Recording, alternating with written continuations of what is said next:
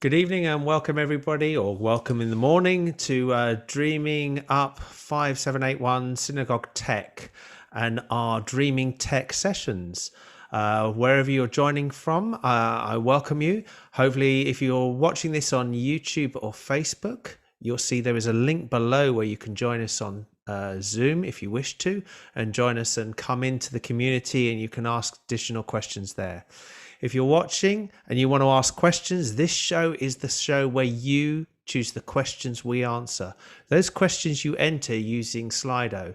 The link to Slido is below. With this, there is also on here, we will bring in the Slido link so that you can put it in here.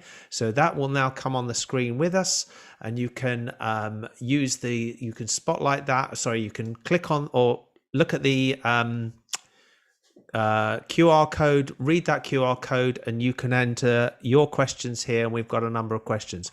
We're hoping to be joined by our guest this week, but at the moment the guest is being delayed. So we're going to start off with some of the questions, and we're going to go straight into the questions that we have that have come up on here.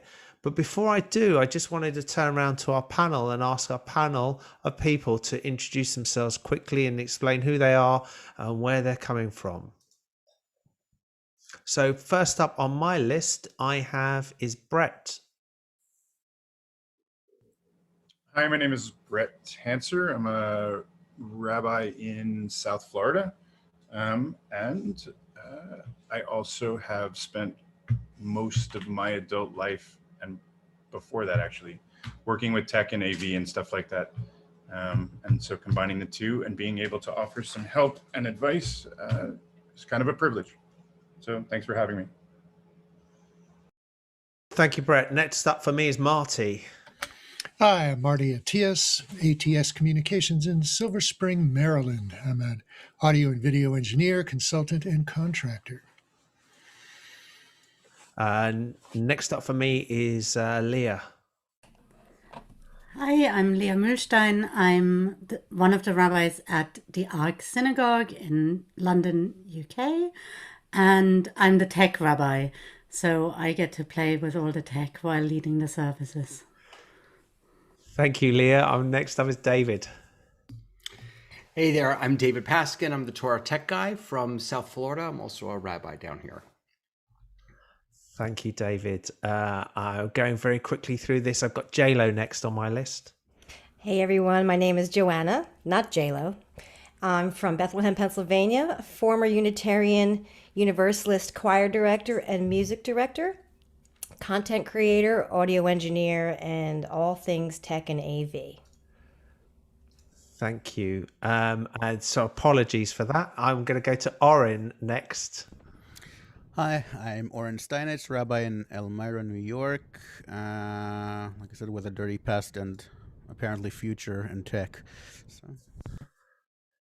And where have I left off?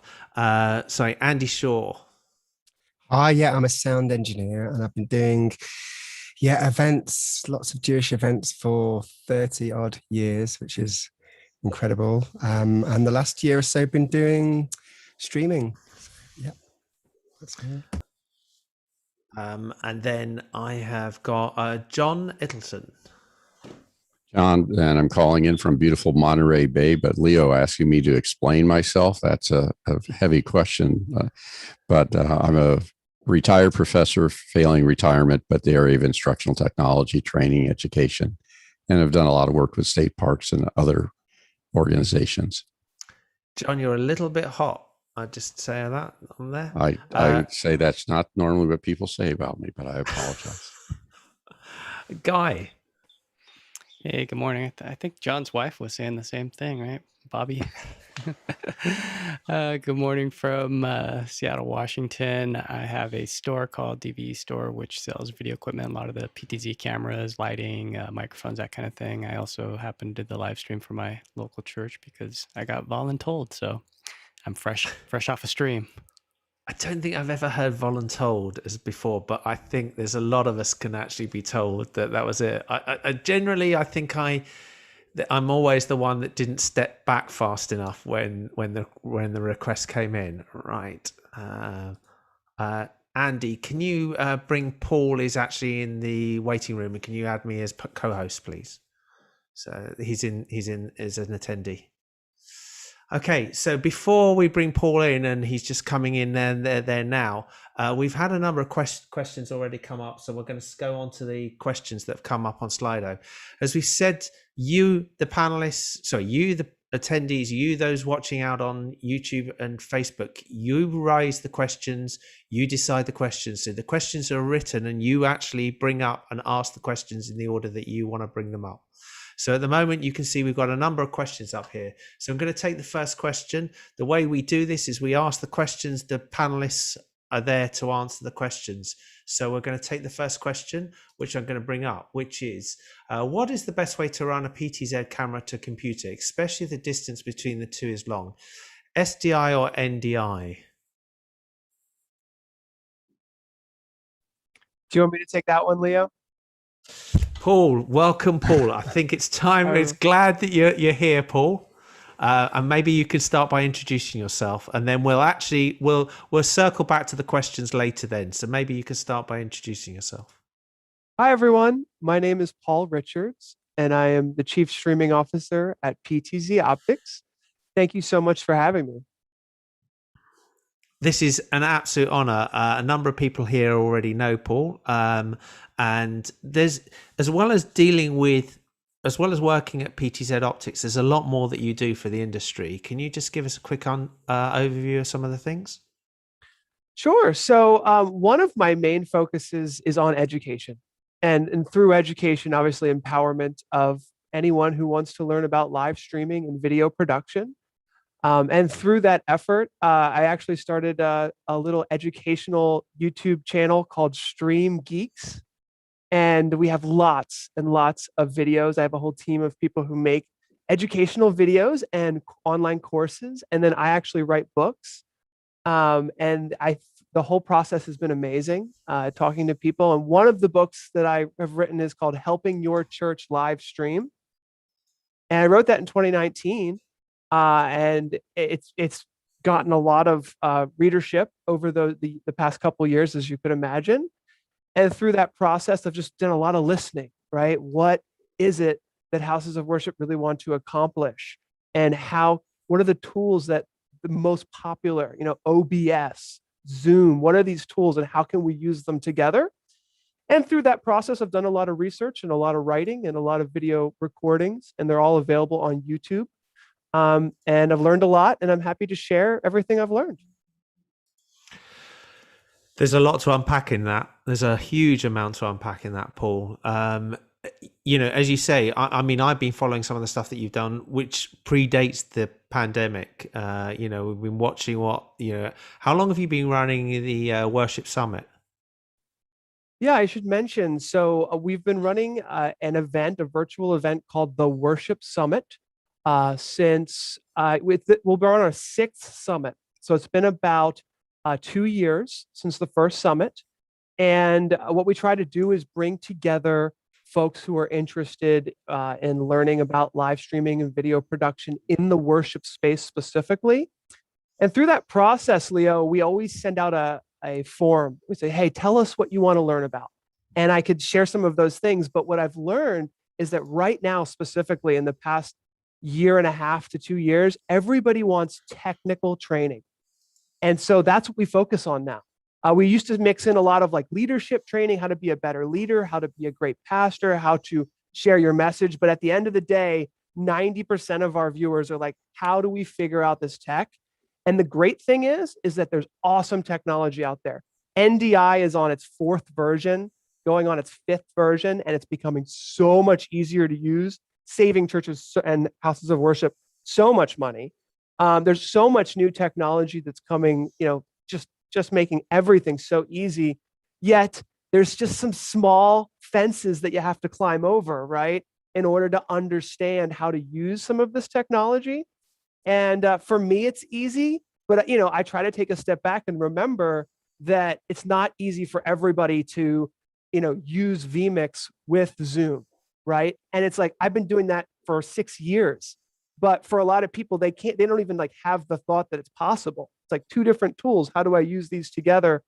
And I try to make some of those connections and share some of those workflows, because when you start thinking about what NDI is and you have like a basic understanding of what it can do for you, and then you start thinking, oh, I can connect that to Zoom.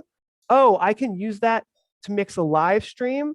And just these high level concepts just are transforming what you can do with video technology today. I think there's, as you say, there's a huge amount to unpack, and we've seen a big move from technology which was super expensive to becoming realistically affordable for churches and synagogues to deliver their environment. And as your company yourselves, you've got two different hats on, I guess. Is that the right description? Because you've got your PTZ and your Huddle Cam. Maybe can you explain the difference for those that are watching, because they see those two brands out there? Yeah, so PTZOptics is really focused on pan, tilt, zoom cameras for live streaming specifically. And we solve a lot of problems for our customers by allowing customers to use a PTZ camera, which was a new term 4 or 5 years ago, and connect it to Ethernet, connect it over power over Ethernet with NDI and other things like that. HuddleCam HD is really a video communications company that I also work for. And the idea of splitting the two brands was that HuddleCam HD, every single camera is plug and play USB. So we're really going down to the level of plug it into your computer.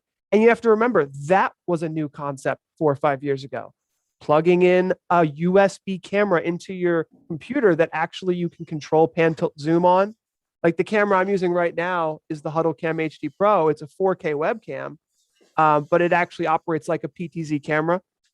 But regardless, so HuddleCam is USB technology, very popular with like Zoom, GoToMeeting, cloud-based solutions. And then PTZOptics is when we start to talk about OBS, Wirecast, vMix, video production technology, and splitting those two off, those separately help kind of the customers understand what's the purpose behind the different workflows that we've tried to curate. I think there's a lot of people out there, particularly who are watching this, who've been doing, have spent the last year staring at a Zoom screen.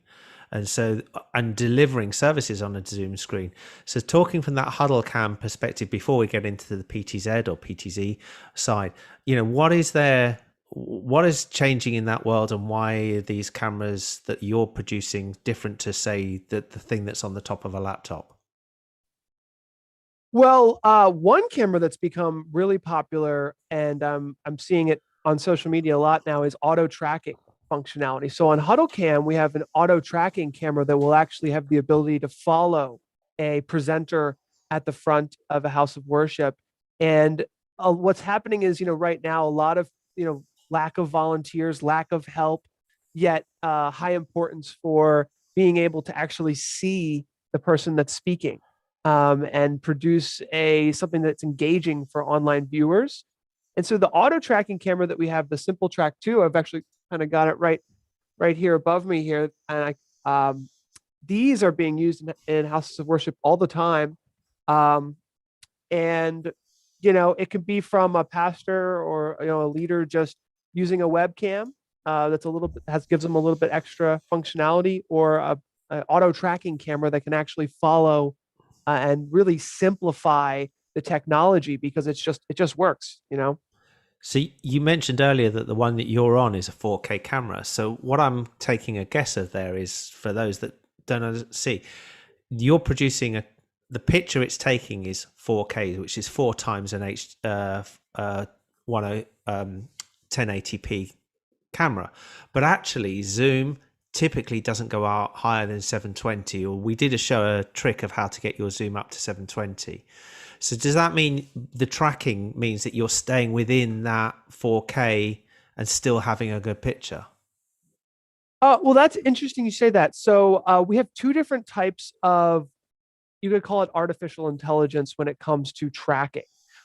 So the Simple Track 2 camera that was right up here, this camera actually has 2 lenses on it. And so there is a small lens that's called the reference camera, and that actually will be able to show an entire stage and tell the 20x optical zoom lens where to go.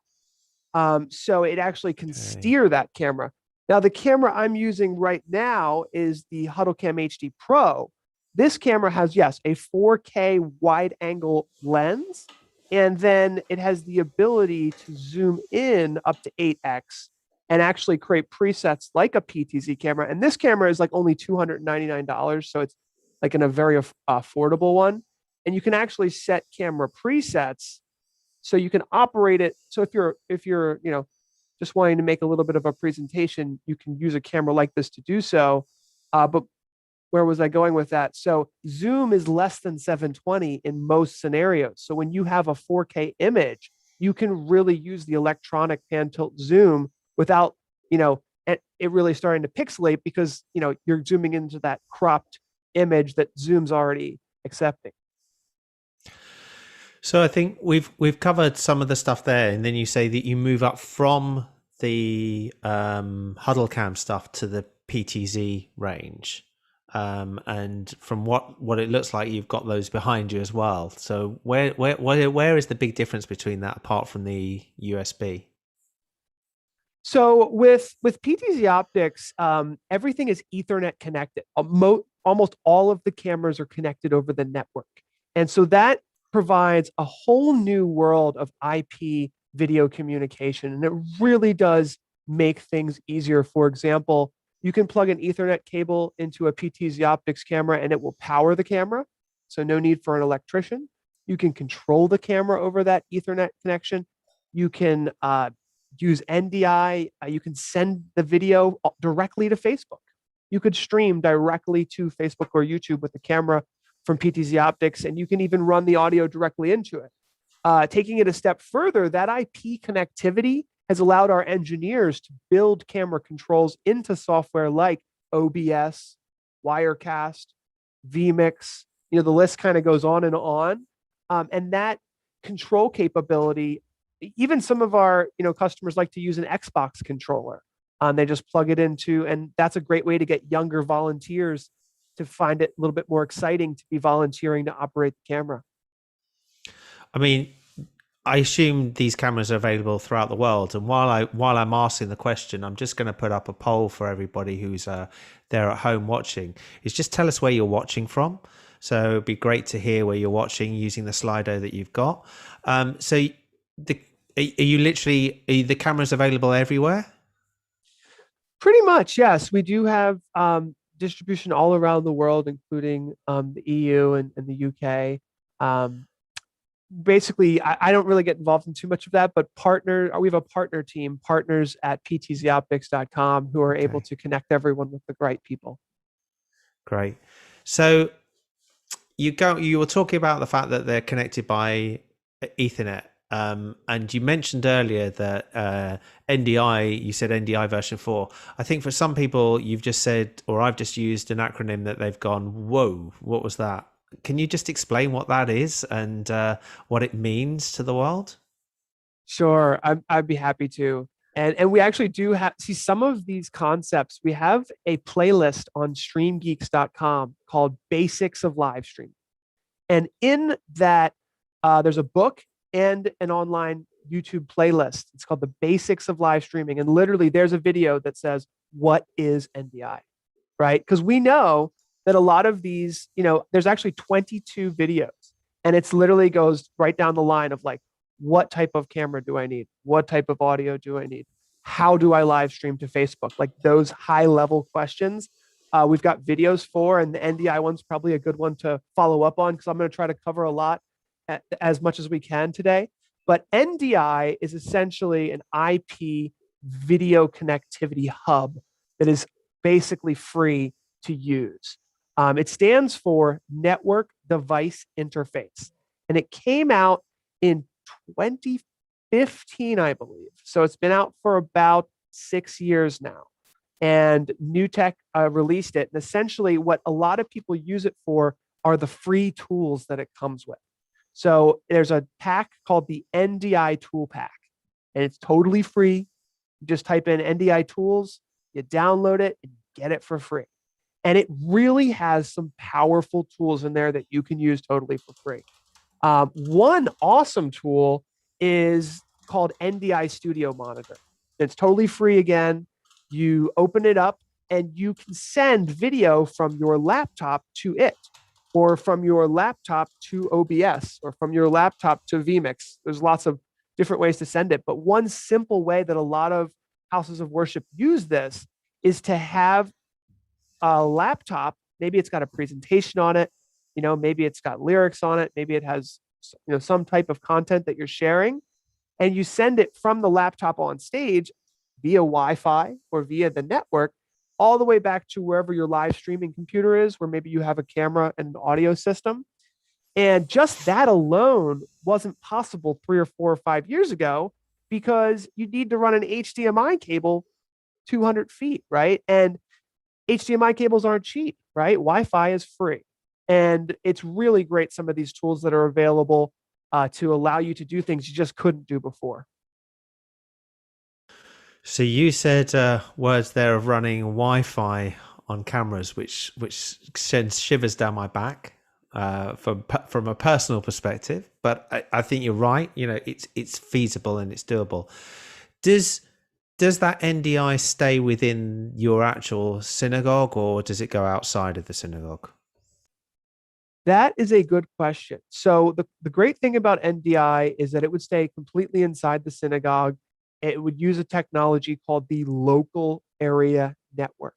And essentially, you have likely a router from your internet service provider, which might be Verizon, it might be AT&T, it might be Cox Networks. It could be any, I don't know. There's so many different, right? But your internet service provider gives you a router. You plug that into a network switch, and then you likely plug it into your computer, then maybe another computer, and maybe a printer, and maybe a Wi-Fi router. Okay, that's how the kind of network, just high level, spreads out. Well, you already have all of that. And so you can use it as your video switching and routing system, and it saves just like thousands and thousands of dollars, and turn a regular computer into a live streaming system, and another computer connected to it over that same system. And some of the advancements, which we don't have to get into all the technicals, but yes, you can start to use Wi-Fi at this point. They've integrated NDI HX, the new high efficiency version that allows you to kind of control the bandwidth and work within a lot of Wi-Fi networks for certain scenarios. And so it's making things a lot easier, so especially with Ethernet networks. Network switches can also provide power. It's called a PoE network switch. And you can get a 10 port, 20 port, 48 port PoE switch, and it can power your cameras. It can power the wireless routers. It can power a light. It can power many things. And it really reduces the need for like hiring electricians every time you want to put a camera over here or power something, an indication light, for an example. Andy. Yeah, hi, Paul. I was just wondering whether synagogues can use their existing Ethernet, Cat5 sort of cables, or whether they need to have special cables installed. Thanks. Sure, I could take that one. So it is worthwhile to consider the cabling that you have. And we do have a video in this live streaming basics course called "What Cables Do I Need?" And it's actually like a 12-minute video that breaks down like every type of cable. It's probably worth a watch. But one of the sections of that video is about category cabling, which is, it's Ethernet cabling that comes in different categories. And the category that is ideal for an NDI network is Cat5e or greater. And so it is true that some older facilities may have Cat3, Cat4, or even regular Cat5 cabling that doesn't have enough bandwidth, or at least not the suggested bandwidth, to support IP video. So it is true that you may need to upgrade your cabling. If it's been put in the past 2 or 3 years, it likely is Cat5e or greater, which would basically give you what is called a gigabit of data and bandwidth. And so a gigabit is 1,000 megabits. You don't need to know, every megabit detail, but yes, Cat 5e or greater is ideal for what is called an IP video network using NDI, and that gigabit networking infrastructure applies to the cabling and then the networking hardware. So you may have an older network switch that is only a 10100 switch, and it just doesn't have enough bandwidth to use it for 2 or 3 NDI sources. And while we're on that subject, it is something to consider. There's actually, I keep referencing these videos in the basics of live streaming course that we have, but there's one on bandwidth. You know, how much bandwidth do I need to live stream? And there's 2 considerations there. One is the bandwidth just to stream to YouTube or Facebook, which, you know, some places actually have issues with, and there's loss of packet and losses of frames because they don't have enough bandwidth to stream to YouTube and Facebook. That's one question. But the other consideration when we're talking about NDI and IP video is the bandwidth on your local area network inside the synagogue. And then at that question, you're going, okay, how many IP video sources can I actually have on my local area network? And the answer to that question is, well, what NDIs, how many NDI sources do you need? Now, with NDI 4.5, as I mentioned, there's some new tools for limiting bandwidth, which help. But essentially, there's 2 types of NDI. There's full NDI and there's NDI high efficiency, NDI HX. And in general, most full NDI sources can be between 100 and 200 megabits. And that means with a gigabit network switch, you can only handle like 2 or 3, unless you have like a higher, you know, bandwidth networking hardware. It's like a 5 gigabit system or a 10 gigabit system. But with NDI HX, and one of the new things with NDI 4.5 is that the screen capture tool is now available with high efficiency. And that was a big one, because if you were sending just 2 or 3 screen captures from this computer and that computer, you know, then how much extra space do you have on a gigabit network? Only 2 or 3 more sources. But now that we can do high efficiency, both on the PTZOptics cameras, which could be a camera source, a video stream, but also on the screen captures now as well, you can do a lot more with just, and again, gigabit hardware is the most common and most affordable.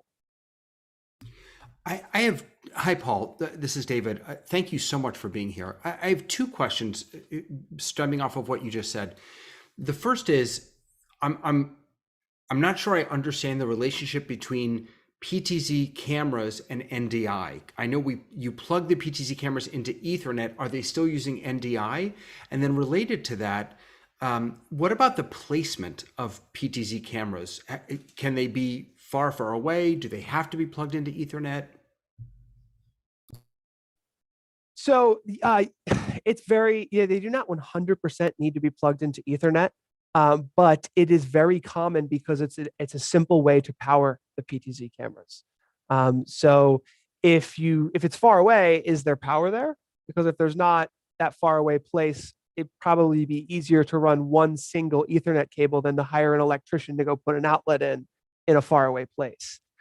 With Ethernet cabling, generally 100 meters is like the longest length. And I mean, you could check with the specific cable that you're buying, but 100 meters is about as far as they go, like 320 something feet. So that becomes like a distance limitation, but 300 feet, 100 meters is a long enough usually for most spaces. And these cameras can be mounted on the wall. And I have one behind me. I'll zoom into here. This one's on the wall here. And this is like a wall mount that tightens to the bottom. So it's just flush mounted to the wall. There are other cameras, and I'm actually in my studio now. So I don't know if you guys can see this, but other times they can be installed on the ceiling. So there's one that's on the ceiling there. So sometimes they'll be put on a ceiling. A lot of times they're put on walls, and I'll show this one here. This one here is mounted on a wall upside down. And that is ideal for certain places where it is higher up. So if it's eye level, which is an interesting, I like to use a lot of eye level cameras personally, because I think it looks good when you're eye level with a camera. But in a lot of times you need to mount them up higher just to get overheads and different areas. If you mount it upside down, it will be able to get a wider, degree of pan and tilt and zoom, or pan and tilt at least. And then another thing I'll mention is at the top of this camera here, you see how there's a tally light there? I don't know if you can see that. That's a little indication light that's becoming more and more popular for places that have 2 or 3 cameras mounted in different spaces, so that there's a big red light that you can see, oh, that's the camera that I need to be looking at right now. And just something to consider. I just throw it out there. If you are putting multiple cameras out like that, it's nice to have an indication light of some sort that lets you know which one to look at. What drives that tally, Paul? So I think I can show this in action. What drives this tally is actually vMix, but it is possible to have them in multiple different scenarios. Let me see if I can turn this one on. I think it's this here. Let's see here. See it turn on and off a little bit? Yeah, we can see it. And that's done in You're doing that in vMix, you said. Yes. So it is possible to see. There might be one more way I can do this. But yeah, it's they can be controlled. There we go. There, it turns on and off there. That is controlled by a controller that is called Tally Lights LLC, and it's plugged in via USB to my computer.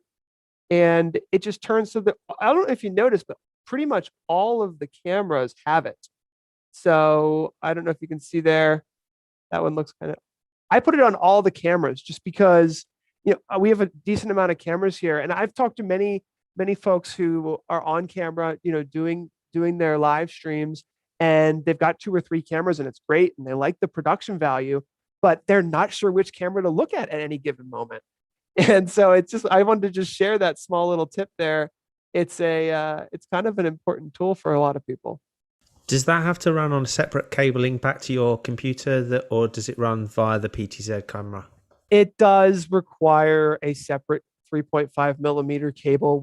I do have my engineers looking into a way to pull the indication light directly out of the cameras, but I don't have any way to do that currently. Real quick follow-up, Paul, on the Ethernet cabling into the PTZ cameras. I completely get why you would want to draw power over Ethernet, but is the video feed going through the Ethernet via NDI, or is it going, as you were talking about before, is it going over wireless? I'm sorry, David, you asked that question and I only answered maybe half of what your original question was. Yes. The cameras can send the video directly over the Ethernet, which is nice. You can send NDI video from the camera directly into a lot of different solutions, directly into Zoom even. And then, although it's still more popular today, even today, I will say SDI video is still the most popular, but NDI is becoming it just allows you, even if you decide to use SDI from the camera, you still might be using NDI in another way. But SDI is still the most popular way to send video and capture it, but it requires these expensive SDI capture cards at the computer. And so NDI is becoming more and more prevalent, but it still hasn't taken the #1 spot over like SDI or HDMI, which the cameras also have. So it's been interesting to see that. It used to be, SDI 4 or 5 years ago, that was the only way to go if you were going to run a long cable. Now today, NDI is becoming, 20 or 30, because I kind of watch the numbers. It's like kind of my business. And NDI is slowly becoming more popular, but it still hasn't unseated the traditional video outputs. Hey, David, this is Marty. How you doing? Thanks for being here. I got a 2-part question for you, I think. The first is just wanted to clarify with you. You mentioned HX, high efficiency NDI. Is that a second kind of NDI? How many different kinds are there, first of all? Yeah, so originally, when NDI was first announced, there was one type of NDI, and it was really a single NDI, and it even caused some confusion because when NDI HX came out, NDI high efficiency, it was like, well, what's the difference? What do we call it? And so a new tech made an official announcement. There's two kinds. There's NDI HB, which is called high bit rate, and NDI-HX, which is high efficiency. The difference is that HB has a high bit rate. So the bit rate is between 100 and 200, depending on some variables. And that bit rate, is compression, right? And it really is some of the highest quality compression algorithms like known to video. They use, and I don't even fully understand everything about what they're doing, but it is compressed. And to take you down just a short history, when it first came out, a lot of kind of snobbish video producers said, uncompressed is the only way to go. Why would I compress my video? But I think the visionaries, in my opinion, and the innovators with new tech said, look, if we just compress this a little bit, look what we can do with a standard gigabit Ethernet network switch and what the amount of people that we're going to enable to have good enough streams. And it is way better than good enough. When you think about it, okay, NDI HB is 100 to 200 megabits compressed. NDI HX is generally between like 10 and 30. So it's a tenth the bit rate and the tenth the bandwidth necessary to use NDI HX, and it still looks great. But at the end of the day, for most people, we're sending like 2 megabits per second to Zoom, right? Or less. We're sending 4 or 5 or 6 megabits to YouTube and Facebook. And 6 megabits per second is considered television quality. So even though you're compressing the original source, which might be SDI or HDMI or a screen capture, from a usability standpoint, whether you're using Zoom or a live stream, there's not a significant loss in quality. Now, when you compress something, there is loss in quality. And where do you see that? Maybe in the shadows, when there's a dark scene, maybe in some of those crescendos where the color space has been slightly compressed. But when you're sending it to Zoom, when you're doing it's not a Hollywood production and you're streaming it to Facebook, those considerations really it's not as important, I guess you would say. Well, thanks. You kind of answered my second question, which is that HX sounds almost too good to be true. Is there any kind of performance cost? So you answered some of that, but I'll ask, like, in terms of video switching or editing. Yeah, that's a great question. Now, one major improvement to NDI in the video editing space and the video space in general is the ability to have a frame accurate video. And that's important when you're sending IP video or video over your network switch between 2 or 3 or 4 different cameras. And so it's low latency, but is it really frame accurate? And to make an NDI feed fully frame accurate, you need to use a network time protocol. And what that is called NTP. And it's I have to check, it's NTP or NPT. NTP. Network time protocol. And what PTP, precision PTP. time protocol. There we go. And a lot of you can sync your cameras up with Windows. It's like time.windows.com or time.apple.com, or Google has all of these servers all around the world, and you can actually sync up your NDI video streams with the exact same server, and so every single frame is frame accurate. And that's been a huge improvement with NDI. That was not available in the early versions. And now with NDI HX, to get to your question, it does seem too good to be true in some cases. And you do really need to sync up your NDI HX video streams with NTP if you want it to be as good as the high bitrate streams that are generally synced with a software or a hardware FPGA chip, which generates the high bit rate. But NDI HX is using H.264. It's a high bit rate stream. H.264 has been around for a long time. it allows new tech and the NDI developers to build upon what they've done with NDI. And they've done a great job. The brand new NDI screen capture tool. Screen capture is really one of the most popular NDI tools that are available today. It's now available just recently with HX functionality. And so before HX, you basically had, hey, here's an NDI screen capture. It's discoverable on your network. Go ahead and use it. It's great, right? It's so easy. You put it over here, you look at it over here, you've got it, they're connected. The bit rate's great, the quality's good. With NDI HX screen capture, you now have the ability to say, hey, I need a low bitrate version of this. My network can't handle 20 high bitrate streams. And you actually have the ability to choose between it, like high, medium, low, and there's a couple other settings in there. So NDI HX started to finally open up the ability to have some more control over the bitrate. Oh, cool. So in some cases, so HX is a good solution if the network has limited bandwidth. In some cases, though, in doing an upgrade like this with multiple cameras and switchers and computers and things, we may put in a new switch, a new network switch that has sufficient bandwidth. So given the option then, would you choose the regular NDI HB or HX? And do the cameras have an option? Is there an option for the cameras? So there are full bandwidth, I guess we call it HB, high bandwidth, high bitrate PTZ cameras available on the market. And they use an FPGA chip designed for NDI. And they will have a higher quality, higher bitrate stream than an NDI HX camera. So that is true. Given the choice, budget, is one thing to consider. Because those cameras can be more expensive. They're using more customized chips. They will have a higher bitrate, higher quality video stream than an HX.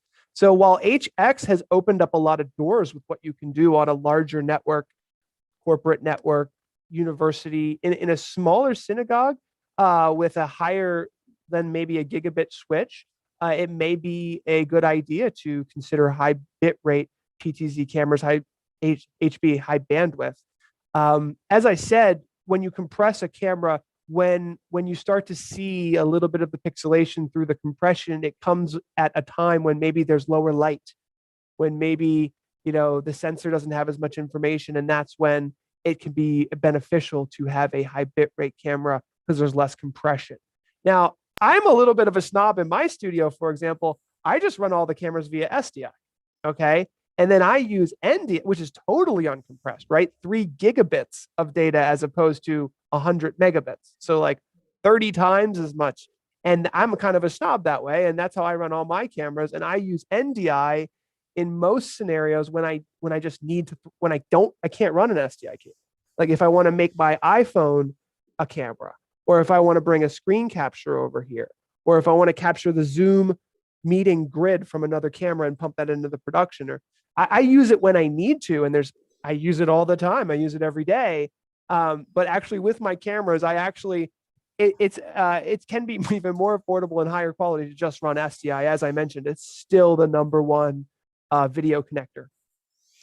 I think we've covered, for a lot of people, they'll be going, they've heard, for some people watching, this will be the first time they've heard about NDI, and I think we've covered a lot about that. And I want to go to some of the questions that we've got through on Slido. Actually, the first questions come from Oren, so I'm going to ask Oren to actually ask him the question himself, and I'll bring it up on screen. Yes. Well, first of all, thank you, Paul, for joining us. This is wonderful to have you here. We recently started using a PTZ cam in our small sanctuary, but as we'll be moving to our large sanctuary, hopefully when more people are vaccinated, is there a way for you to choose which zoom level camera you need to buy for a particular size of a room? Like if it's a 50-foot sanctuary, does a 20 times zoom camera enough, or do you need a 31? I mean, because there's obviously a big price difference. If you can cover that, that'll be great. Mm-hmm. Sure. So the way that the Zoom calculations are put together, and by the way, you can go to ptzoptics.com/Zoom, and it will bring up the calculator.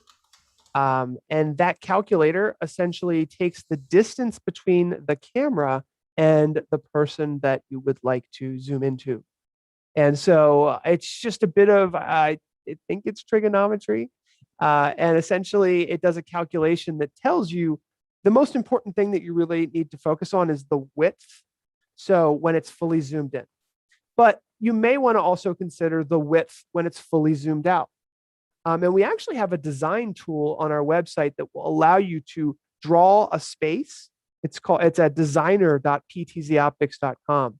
It allows you to design a space and then drop the camera down onto it and see the wide angle and the tele zoom angle. And those are the two angles, because obviously when it's zoomed out, you've got a wide view. When it's zoomed in, you've got a tight view. When it's zoomed in, the calculation you're looking for is the width. What is the minimum width? So if it's a 3-foot width, you've basically got a head and shoulders shot of a person on stage. And to give you an example, the 30x camera can be placed 75 feet away from a stage and capture a head and shoulders shot. So that might be more than you need. If it's 50 feet away, you can do the calculations and see what a 20x would be. The drawback is, and it's a small drawback, is that the 12x camera does have a wider field of view. It can't zoom in as much, but it starts at a wider angle. So if you're placing one closer up and you want to be able to do a panning shot of a choir or a music area, that camera has a wider angle field of view at the beginning, which can help to capture those kind of closer up shots. Awesome. Thank you. The next question up, I'm going to ask Rabbi Leah to ask this one. So it's actually from a colleague, Rabbi Dan Moskowitz is asking, we are planning a 3-camera setup in our sanctuary, NDI and PTZ cameras with 30x zoom. I'm assuming camera placement is left, right, and center, correct? And I'd be happy to offer an answer to that, but maybe Paul wants to come in first as the expert. Well, every space is a little bit different. Left, right, and center is very common. I also sometimes see 2 in the center and 1 on the side. And the reason why it's nice to have 2 in the center is because they're PTZ cameras. So you might have 2 different places in the center of the stage that you want to capture and then switch between. And then the side one, depending on the way things are set up, the side one can be really nice to show. If you can mount it even a little bit further down, again, getting like those eye level shots that really make you feel like you're there looking at someone.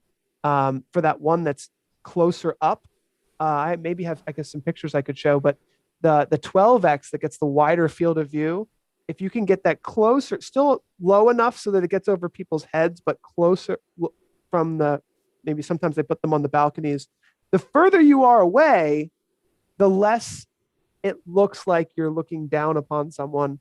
And the closer you are up, the more important it is to maybe come down on a beam or a placement where you can get a closer to the floor so that you get a kind of more personable area.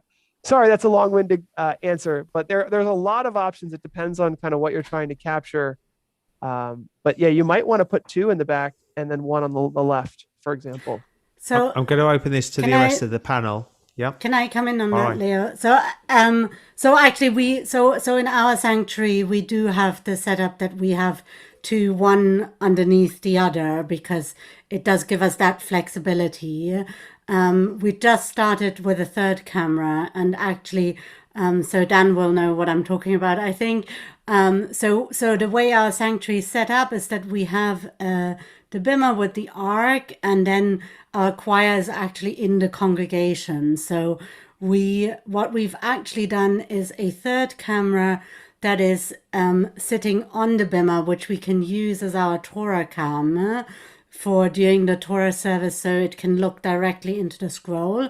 But it's also a beautiful shot at the choir, when the choir is looking at the rabbis who are leading from the bima, because it's easier for them to be able to see us. So before that, we always sort of got a side view of them rather than face on. So we actually have, in a sense, at the front of the sanctuary and at the back of the sanctuary cameras, and that gives us almost a 360 option now, which also means, because we have some services where we like to try and arrange seating in a circle, where we can try and really take in the different angles. And that actually works very nicely for us. David and then Marty. Yeah, I just wanted to build off of what Rabbi Leo was saying. Boy, now my camera's fuzzy. I'm having camera problems today. I apologize. Is when we think about what everyone I think is thinking about now, it's hybrid sort of setups, and how do we make sure that our digital participants are not second-class citizens. I love the idea of having a PTZ camera on the bima up in the front that can not only perhaps show the choir, but can also show the congregation, so that people who are watching at home can see at times, at appropriate times, not only the leaders of the service, but the other people that are there participating, in the same way that people in the sanctuary, if you have screens up at the front, may be able to see people who are participating digitally. So I love that idea, Leah. Thank you. Camera placement is a really interesting topic that we could talk a lot about, and Leah and David just read my mind, because I think about camera placement as part of telling a story visually. Everyone who conducts a worship is conscious of the arc of a service as a beginning, a middle, a crescendo, and an end. And for camera placement, you want to, one of the goals is to bring your remote viewers, your viewers at home, into the sanctuary, rather than being viewers at a window looking inside. And so think about the experience of being in the sanctuary, being able to look around and see other people, being able to look at different views. And so that's part of the craft, the art of camera placement, is to give you, the camera operators or the switcher, the director, the options of having all those different views to give people a real good sense of being in the sanctuary. Thank you. I'm going to move on to the next question, which is coming again also from Rabbi Dan. We're deciding between Bird Dog, their P200 NDI 30s, and the PTZ PT30X's NDI. Any guidance you can give between the two products? And if you don't want to give it, I may ask Guy to ask I'm that. biased. I can't. I'll turn that to Guy. Actually, that's a fair answer. Sure. The Bird Dogs are going to have the larger sensors. They're also more expensive, $2,799 for the P200s, and they do have a special where you buy 3, you get a free controller. But I mean, bang for buck, it's tough to say. I mean, if you're going to go that route, you may as well start looking at the bigger Panasonics, and then there's a new Canon that just came out, the CE 500, I believe is. But the thing that I miss about NAB is being able to actually run the motors and do a nice deceleration to a stop. And the motors play a big impact, a big role, and have serious impact if you are doing following shots and then actually using that as part of the show. For a lot of us, we're just cutting static shots, and so it doesn't matter. The motors aren't as crucial. So, I mean, it's one of those things where do you want to put your money? Do you want to have more cameras, or do you want to have better color, or do you want to have better motion? So, and this is where feeling other people out in the forums and asking who has what and seeing what they say, because as a dealer, I don't want to say I'm biased on anything either, because we sell them all equally. Well, we do really well with PTZOptics, thanks. I mean, Paul knows we've shared booths together at shows. I mean, we've been a partner with them for a long time, and the line's been really, really good to us. So I'd say that we probably have more installs of PTZOptics than anything else out there, rather than Panasonic, Sony, or Bird Dog. That leads me on to a question which I've just put up as a poll, which is how many cameras, the people who are watching, how many cameras do you currently have in your sanctuary? And actually, Paul, maybe while people are answering that question, what sort of install base is there out there for PTZ? Wow. Well, things have changed quite a bit in the past year or two. I will tell you that. In fact, it's quite astounding, and we are only one small part of a large industry that was hit so hard that couldn't even produce enough cameras to meet the demand by 1 to 10 practically at certain months last year. April, May, June, July. I mean, it was like houses of worship wanted to live stream. Every university wanted 300 cameras for every classroom. And it was an incredible time. I mean, I almost would want to guesstimate what is the percentage of houses of worship that are now equipped with live streaming gear of some sort. I would guess it's probably 60 to 75% that are equipped. Now you have to remember, some houses of worship still don't even have internet. I mean, it's true. There's places that don't have internet still. I got a phone call from someone who didn't have electricity in their church in Canada. So, not 100% we have not yet reached. But it's interesting because I would say 100% of houses of worship are thinking about how they're going to redo and upgrade and change what they have. Nobody is happy with the way it was set up. So last year in 2020 was a race to get whatever we could, install everything we could. And now it really is becoming, okay, what is a tally light? How does that help the pastor know which camera to look at? We bought him 5 cameras. He doesn't know which one to look at. So there's a lot of things that need to be considered still. I still don't. Okay, of the houses of worship that are streaming, how many of them are even know what NDI is? 10%, 20 maybe. I think there's a lot of room for growth and learning still. I think we went into, so I wonder if Andy, you can just spotlight the information, the Slido that we're just looking at the list here, and you'll see that we had the majority of people that have come up. The biggest single one was 3 cameras, and it's just interesting. I think people seem to jump from 1 to 3 eventually, because as you said earlier, it's moving in the direction. And I could have actually put more than 3. Oh, I did put more than 3. Nobody's yet there, but I have seen in certain areas that there's more than 3. And I can see Brett is putting his hand up here. Maybe he's going to come in on this point. There, Brett. So yeah, no, we're there. And of course now I want more, but that's a different story. Oh, I got 27%. You're never going to be able to plan for every scenario that you can imagine, right?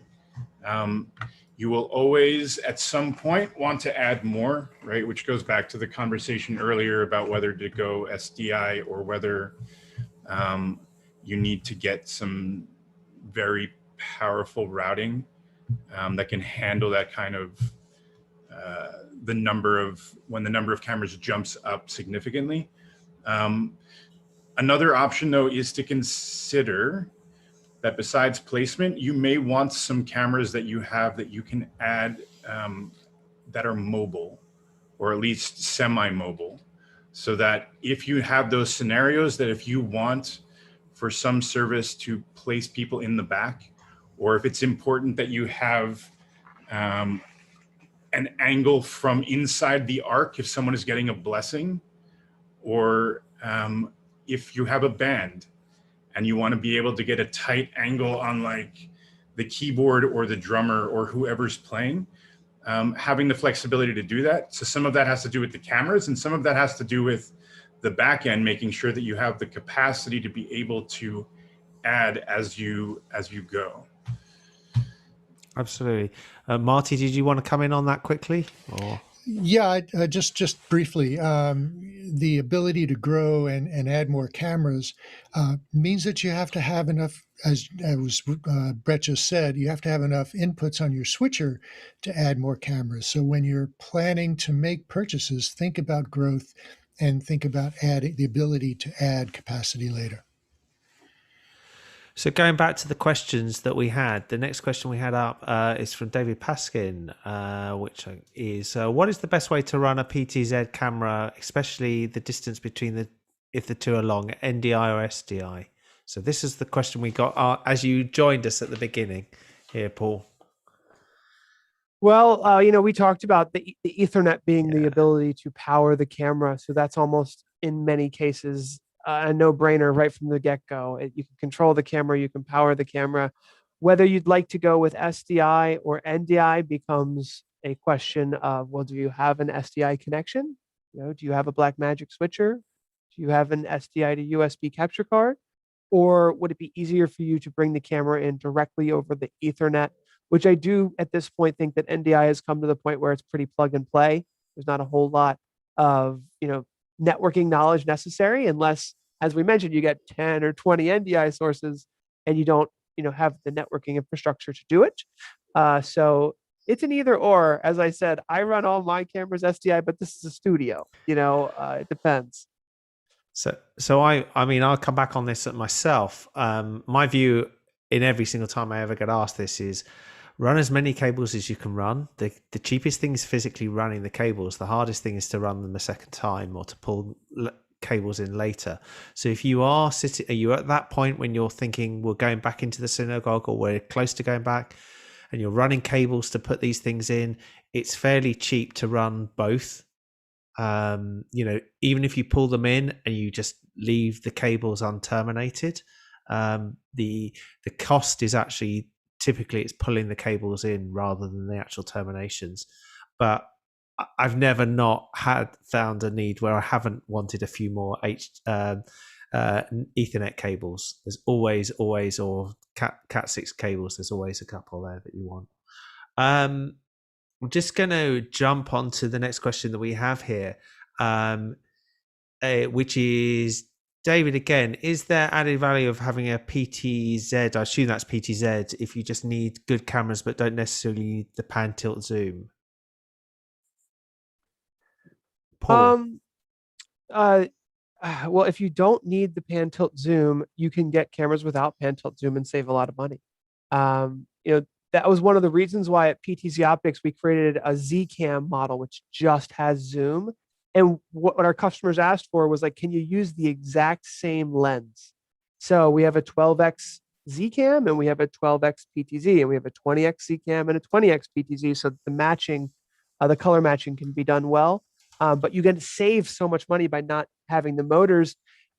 One camera that I really like is an electronic pan tilt zoom camera that's 4K like this one with SDI, and it's only $499 and it's got a wide angle field of view. So if you just need a static shot, you can save. It's a third the price practically. I think it's my personal view is if you can fit them. The nicest thing I always think about the PTZs from my own experience is the control of being able to say something moves in the room, something gets shifted, the cleaner comes in and shifts something by 3 foot and you've got to realign everything. With the PTZ, you just move it on the camera, reset position 1, and it's done. And also it's the locations.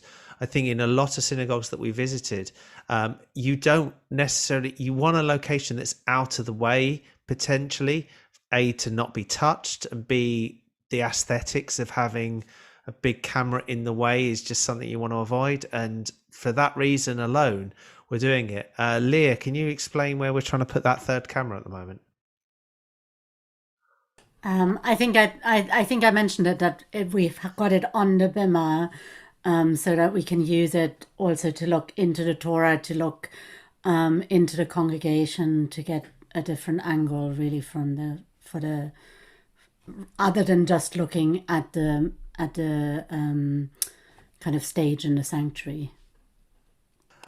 Okay, we're going to change tack slightly. A question in from Yuval Karen. Is there a holistic solution to interactive streaming of a synagogue service from Zoom and social media?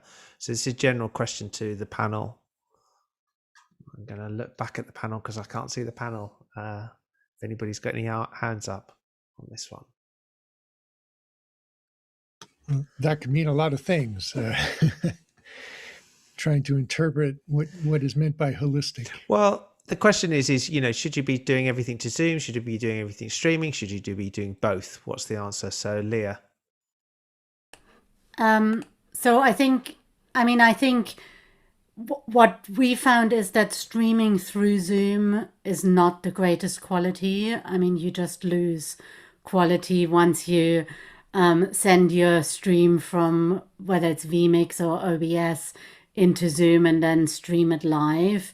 What works quite well is we do this for our TOTS service. So our TOTS service, we allow only families with small children into our Zoom room, but we have lots of older adults who enjoy watching our toddler services, including Leo, who just watch the live stream. And what we do is we produce in vMix. So we send the vMix stream into as a live stream into YouTube and Facebook, and then we use an external output into Zoom. So vMix communicates kind of in both directions rather than routing it all through Zoom and losing quality. And when we bring in people, we tend to use vMix call to bring in people rather than trying to then bring people from Zoom back into vMix and into the production. That works quite well for us. It was a bit of a learning curve at first, but now it gives much better quality and you don't have the annoying Zoom logo in your live stream the whole time. David, did you want to come in on that one? Well, I'm clarifying with Yuval in the chat what the question really is. Yuval wrote an out-of-the-box solution to everything one needs to stream, which leads me to believe that maybe the question is about, we have been geeking out on SDI, NDI, PTZ, all this acronym mumbo jumbo, and I think that a lot of synagogues are not going to be sound, camera, PCs. A lot of synagogues are not going to invest the time, the money, the energy into doing all this research, and they're not going to invest the time, money, energy into hiring someone even to this research. They want to know, send me a link to the DVE store so that I can buy what I need, and I can, when I get to the synagogue, I can plug it in. I don't know. I mean, I know that Zoom has, some conferencing solutions, but if I'll just offer one thought about this, and that is that I really think that the challenge that we are going to face is not a technological, well, it's a technological challenge, but it's more than that. It's how are we going to create a service or an experience that is not only accessible, but engaging for the people who are in the room and the people who are not in the room. There's been a lot of talk of this I know Guy and Leo take part in office hours, and I know Alex Lindsay's big thing is digital first, right? That we really shouldn't try this hybrid thing. Well, I might agree with him, but we're going to. We're all going to be doing the hybrid, and I don't think that there really is a plug and play solution either technologically or otherwise for how are we going to create that environment in which everyone can really feel engaged and participating rather than just watching a show. I think this is super fascinating. If anybody else wants to come in on this, I wonder, Paul and John, what your experience is of other religions and how they're doing this. I'll start with John. I'll defer to Paul and then I'll come up. John will follow Paul. Inside joke. It's a good one, John. One way I could explain what I've seen over the past year would be to explain that, it started with streaming was the only thing that was like we could do, right? In March, April, May of last year. And then it was like, okay, the interesting thing we learned is that people from all over the world are joining. People who moved away from our local community started joining on these Saturday services, and you're going, oh my gosh, there are people out there who want to be digitally connected we didn't even know. So there was this opening of the digital world for the first time, and there's no closing it, right? it's been opened and we need to be there. Then, as we got through the past 3 to 6 months, things are starting to become this hybrid space. And we go, well, how do we, transition back? And the best things that I have seen, and it's all over the map, really, though, I have to say. I mean, our church is in the parking lot, and we're sitting outside in chairs, and then we're trying to figure out like televisions and a PA system, but then there's still a vMix system, and they're putting a microphone in front of the televisions. I mean, it's not the best scenario because we're not sure if it's permanent. How long are we going to be doing this? Because we've got a great streaming system inside. But I think the hybrid world, I think Zoom is a great option for becoming a good bridge, right? It's not just a window, it's a bridge. A window would be live streaming on YouTube and Facebook, but that bridge of opening the two-way communication with viewers with Zoom is where I see hybrid working. And I think that's just a beautiful thing. I think that most congregations that are out there are less than 300. So a simple Zoom professional meeting license is enough to have a great moderator. And then the question becomes, well, how do we moderate this, right? Who's the moderator? Are we doing breakout rooms? And that whole Zoom experience, how do we incorporate the people that are in the, synagogue? And, it's people, I've seen it doing really well with some pastors who understand, all right, we need to engage the Zoom people, but at the same time, the service is happening right now.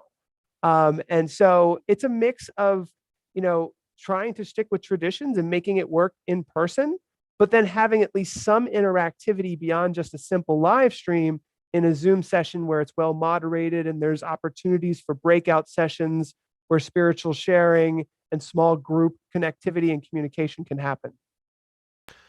John, and then Leah. Yeah, well, I think both Paul and Dave really hit the issues here. In the education space, and we're trying to educate, we didn't move from physical classrooms to remote classrooms in any organized sense. Essentially, the crisis hit, and a lot of the outreach was we took the tools we had, which were primarily designed for conference rooms, and turned them into remote classrooms. Had we thought, well, really, how do we reach people at a distance? How do we engage people who are physically with us and let people who are remote, whether they're homebound or whether they're at a distance, we probably would design it differently. And I think a lot of the initial decisions were, well, what hardware do we have? What's the technology? We were looking at it as a technology problem, where I think, David, you bring out, this is not a technology problem. This is an engagement problem. There's a different engagement when you're physically in the space than when you're remote, and when you're trying to do them both at the same time.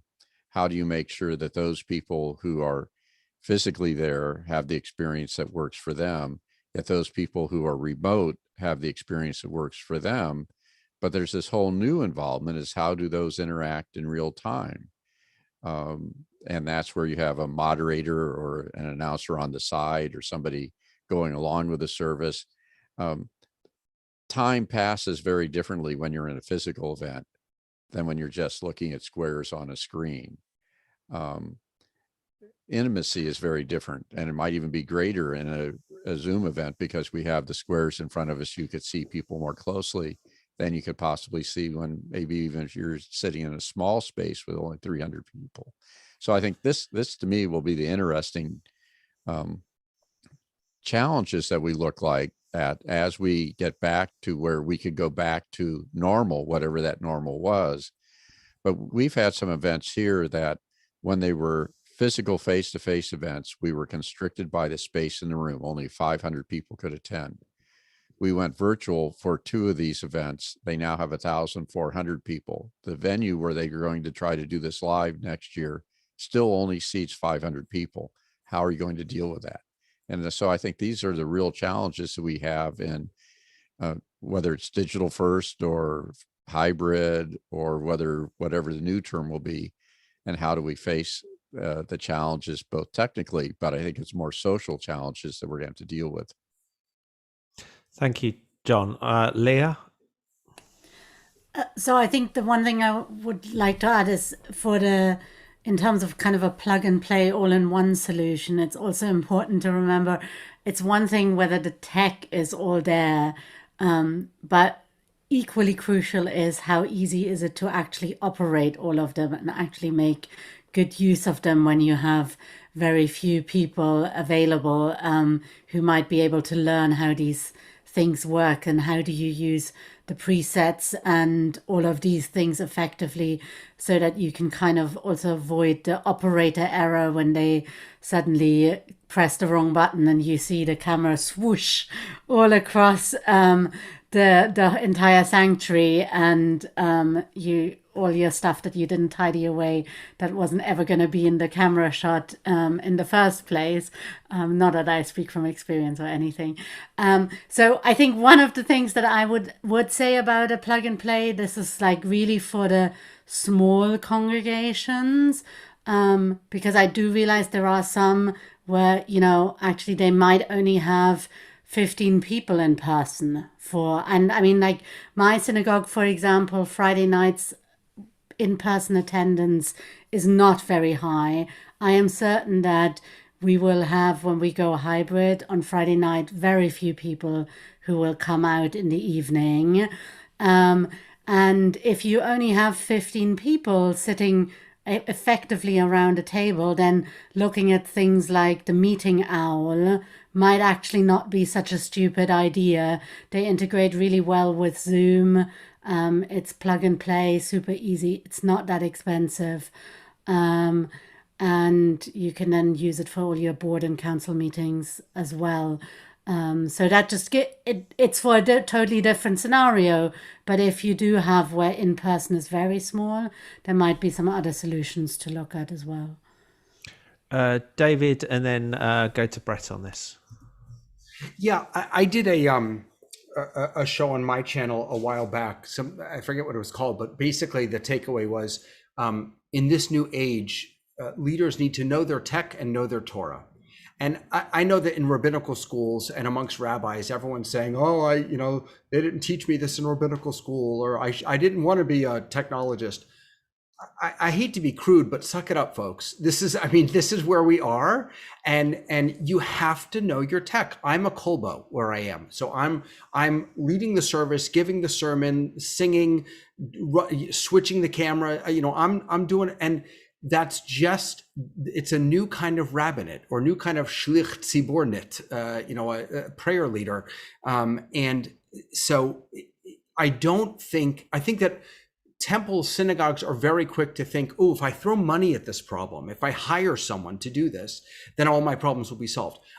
That's not the approach I take. The approach I take is give yourself a week, watch every YouTube video you can find on how to do these things, practice, make 1 million mistakes, embrace those mistakes, incorporate those mistakes into your next sermon, right? About tshuva, about repentance, about, tikkun olam, repairing the world, whatever it is, and learn how to do this stuff. Learn how to be that dynamic presenter, that dynamic leader. Learn how to use the tech and learn how to present your Torah in such a way that it is engaging for the people that are in front of you, both on a screen and off a screen. I really think it's going to fall on us. And that's a burden that I hope we as prayer leaders are willing to take.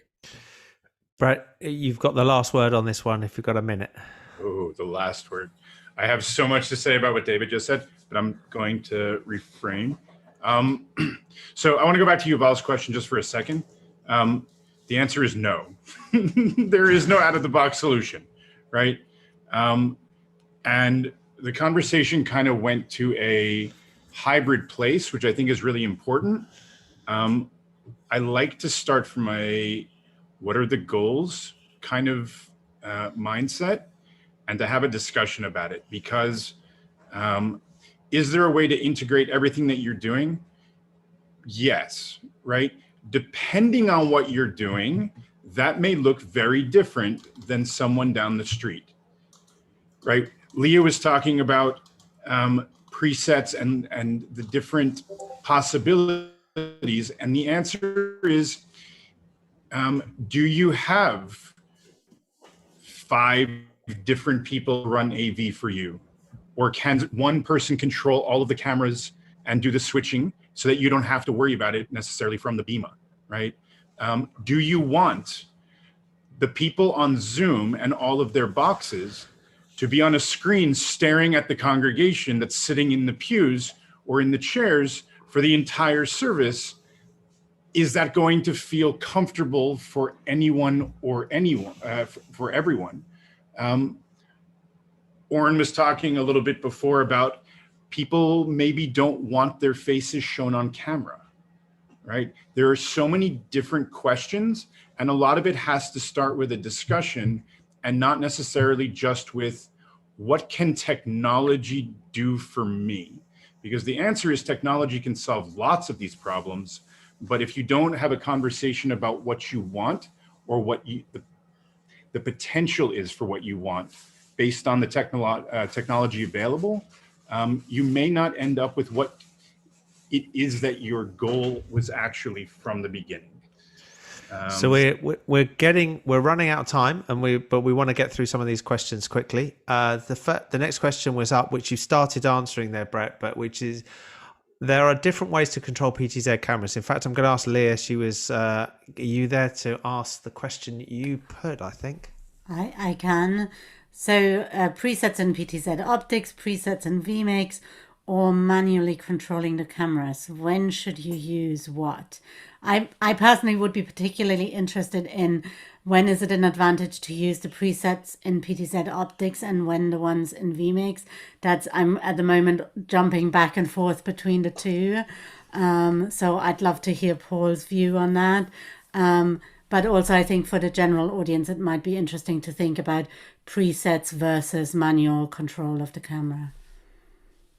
Sure. And let me say, Leah, that I'm very impressed with your vMix knowledge using the external output with Zoom.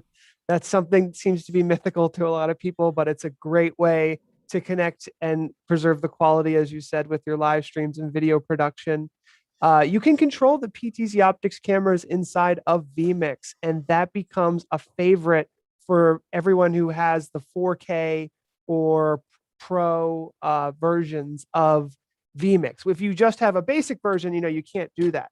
With vMix, there's a lot of great ways to control the cameras. You can connect an Xbox controller, you can use a Stream Deck, and vMix has all of these great features for making, shortcuts and access to PTZ controls available to users, which is great.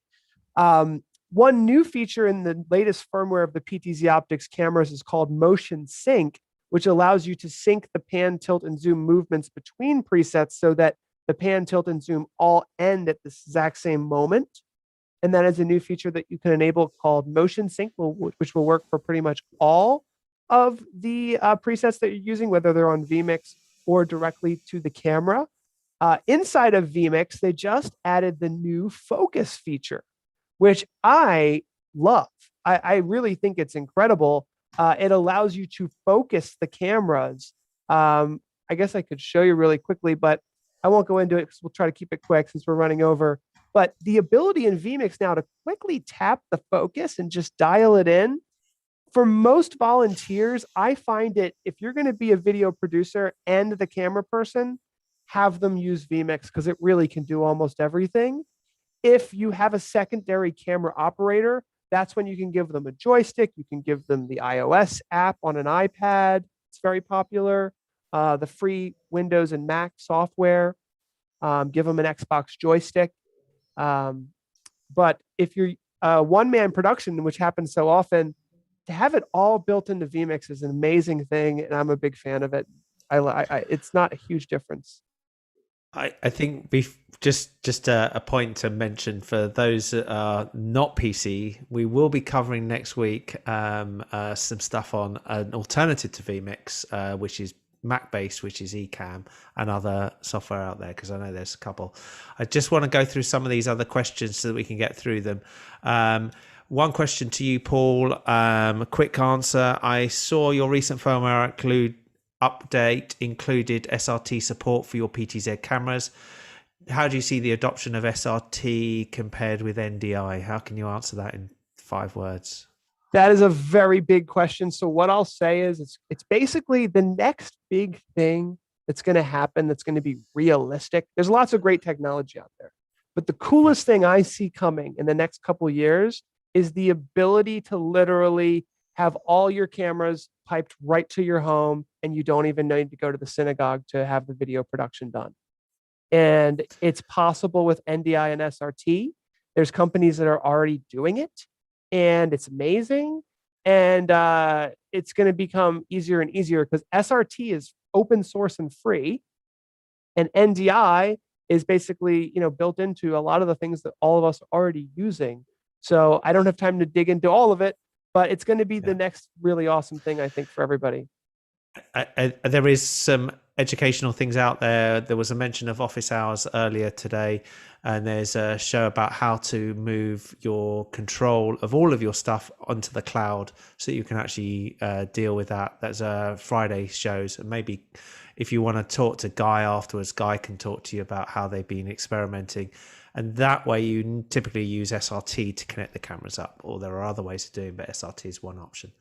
The next question we have here is Sabine Meyer. Is it feasible to even attempt a hybrid such as described by David and John, in person, remote, interactive, with limited staff and financial resources? So I've got up here, John is the first one on there. I would say yes. I think a year ago, if you had asked your volunteers, your congregation, who could do a Zoom call for outreach, how many grandparents now know how to use Zoom? Think pre-COVID. So I think the tools are known by a lot more people than we, I think, realize. Now, we've all been to some horrible Zoom conferences, so hopefully you get people who know how to use the tool well. But I think it's been so ubiquitous in terms of the tool that finding people who are capable of using it, they've been using it for their work from home, and it's just a matter of getting them to use those same skill sets in other areas and other venues. Leah was the next up with her hands up on this one. But actually, I'm going to just ask before Marty or Joanne, did you want to say anything before you both have got to disappear? I know, because you've got to disappear dead on. No. Okay. Marty? We're good. No? Okay, great. Leah? And then David. So I think absolutely. I think, like David, I agree that people just have to, if people want to, they can step up and they can learn it. And there are some fantastic YouTube videos out there, and I think people come with lots of skills. I think if I would have to prioritize one area where you might want to invest to get professional consultant in terms of hybrid, is audio. I think audio will be the trickiest aspect of it. Camera will pretty much be the same whether you have people in the room or not. I mean, unless they really jump into your picture in a way, but audio will be the tricky one when you turn on the speakers again in the sanctuary. And that's going to be a challenge. David, quickly, and I think Marty wants to come back on this, David. Yeah, I think it's the challenges of hybrid are not going to be, again, I don't think they're going to be technology. I think it's going to be, does the leader engage people in both realms? I think that's the challenge. And I'll just say one last thing is, I hope that that all of us streaming our services will shine a light on how boring most of our services are, even in the sanctuary. I really do.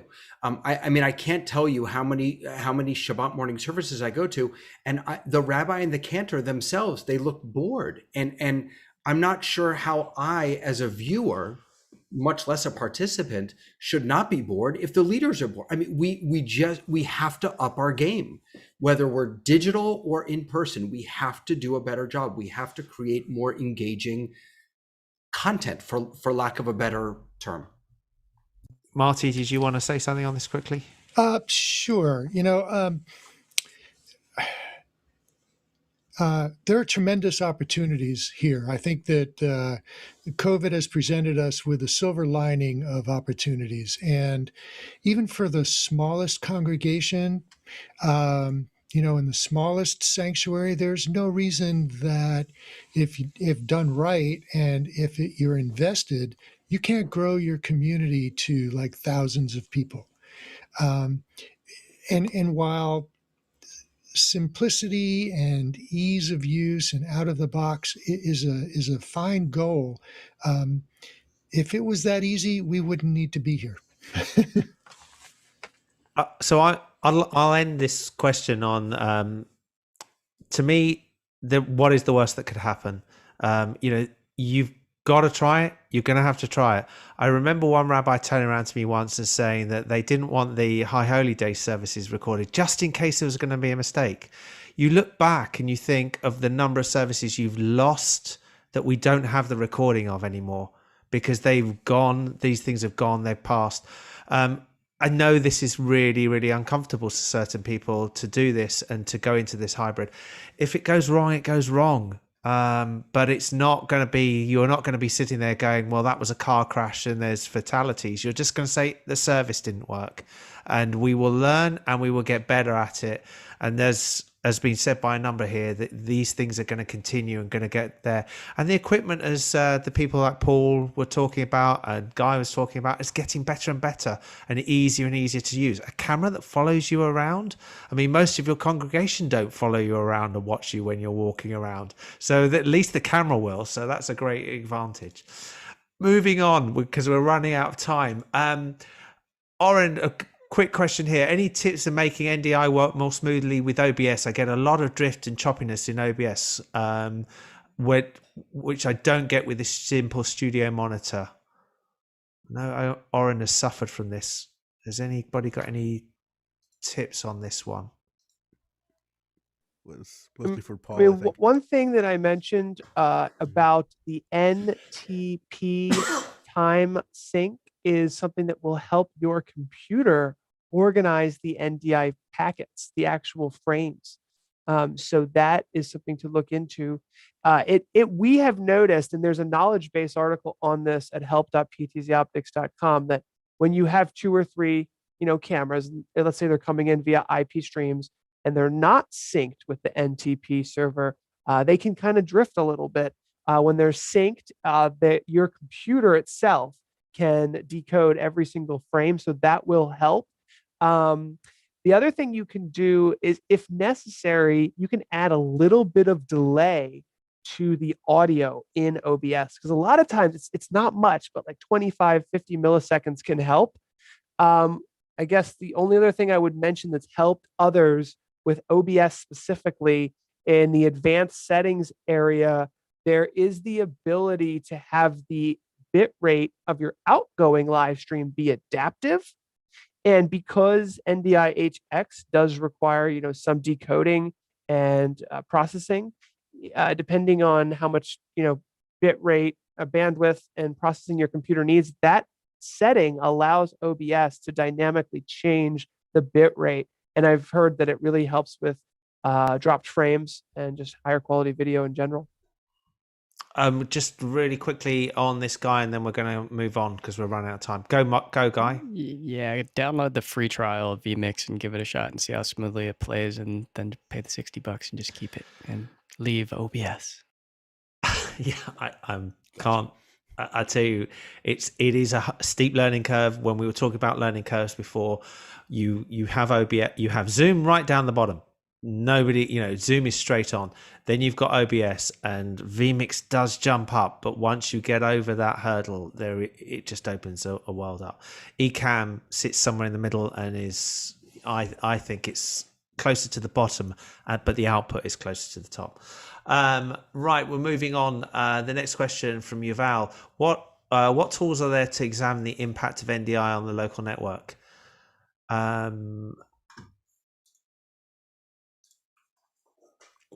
Anybody? I'm going to go on, Paul. One thing on Windows is Windows Task Manager. I don't know if a lot of people know that tool, but Windows Task Manager has a bandwidth section to let you know the amount of bandwidth that is being used at any given time. So as soon as you connect to an NDI source, you'll see the bandwidth jump, right? And as soon as you're connected to your next NDI source, it will go up again. And most computers have a gigabit networks connection, so they can only handle less than 1,000 megabits per second unless you add a secondary connection. So Task Manager will keep an eye on that for you, and you can kind of watch what's coming in and coming out. A completely different subject. Lawrence Smith, what are the panel's views on using head-mounted GoPros for services? I would be fascinated. Rabbi Cam. David. I'll start with David and Leah. I'm just thinking of this.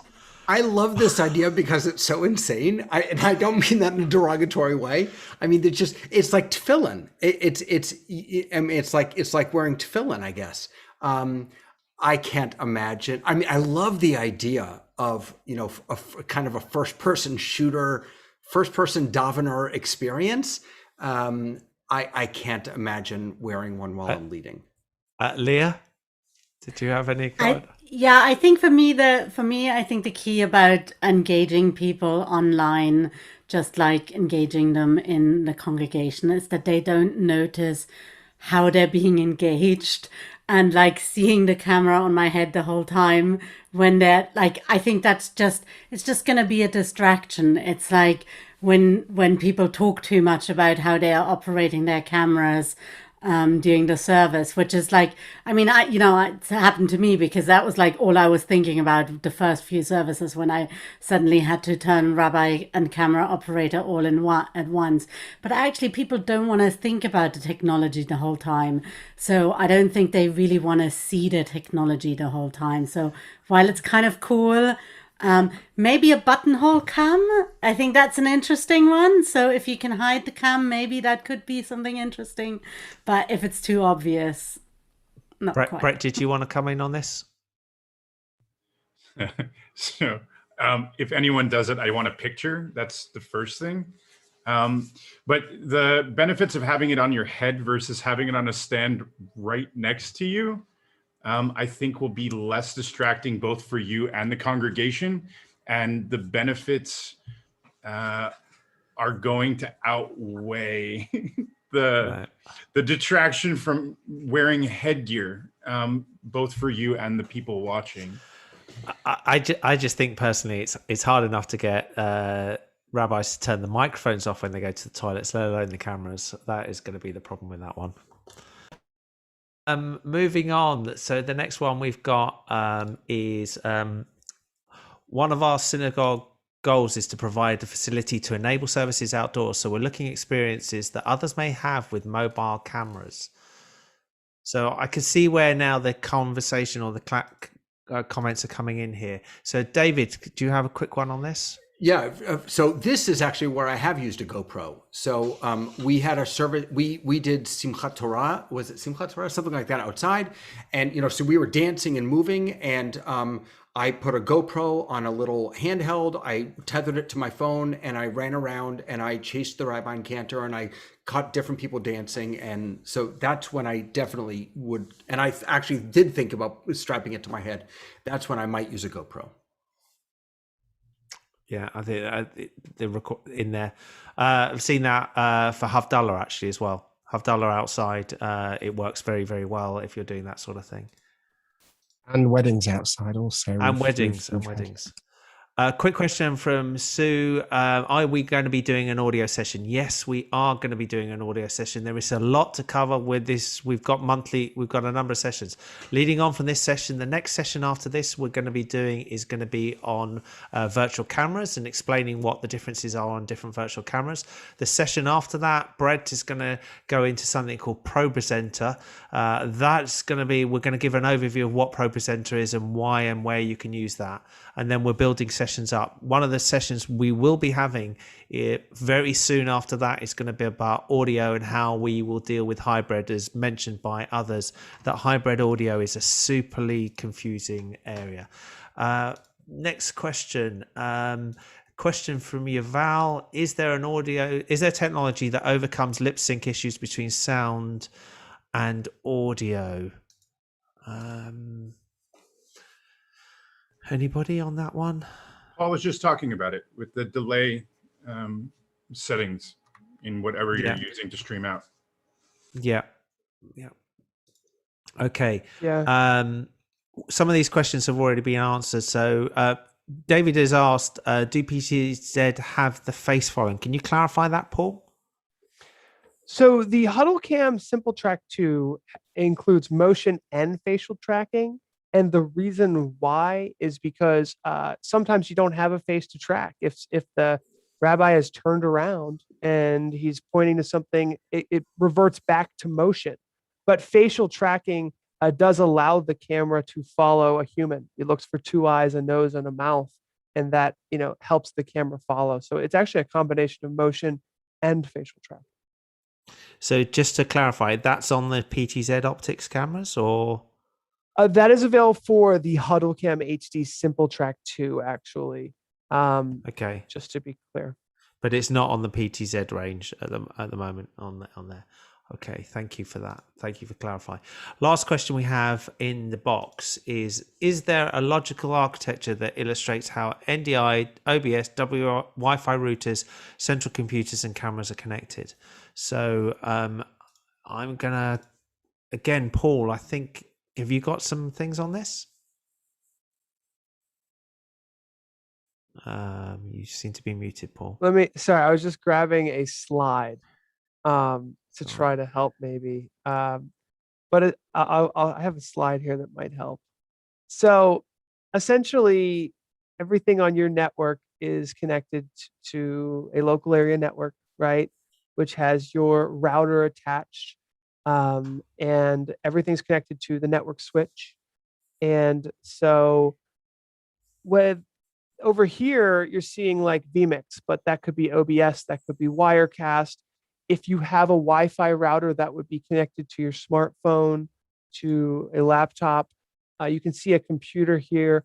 One thing this is showing, just high level, that there is something called NDI Access Manager, which allows you to have a logical architecture of your NDI sources. Most people don't know this, but you can actually say, I only want my NDI sources to go to this computer and not any other computers, which is just a security feature for NDI that's out with 4.5.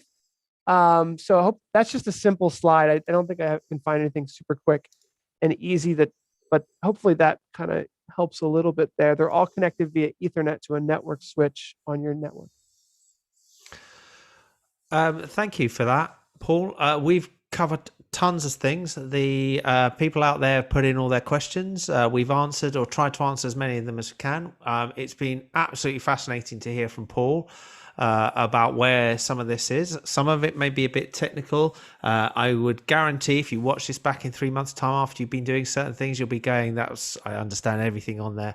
But we have to, everybody's on a different journey and are learning with this. And we are trying to run these services or running these sessions so that we can help people out there, so that you're not alone on this journey and that you can turn to resources. There are literally years of experience on panels like this, and I'd like to thank the people involved. I'd like to thank the people that have already left us. Unfortunately, a few had to go on to other sessions, so they'll be back for others later. As I said, next week we've got a session that's going to be run by David. We're just trying to work out if it's going to be on virtual cameras or it's going to be just on eCam to work out, because that gives a balance of where we are. The session after that, as I said, is going to be on ProPresenter. And after that, we're going to probably move towards the audio side of the chain, where the complexity, particularly around hybrid, is going to be facing you. Because while the video, if the video is working, you can see it, you know it's working. With the audio, the number of times, including an event, I went live last week on the wrong audio microphone, and as John tried to quietly point out to me while I was live and I had turned everything off, there's nothing you can do really when you're live using the wrong microphone, and we've all done it. So I'd like to thank you all for joining us, and I'd like to, if you want to get involved in this, please note there is the link on there. You can join us in the after show Zoom, which is open now, or will be open as soon as I close this link. The link was in the in the show notes that you got, and we will see you there. Thank you all. Goodbye.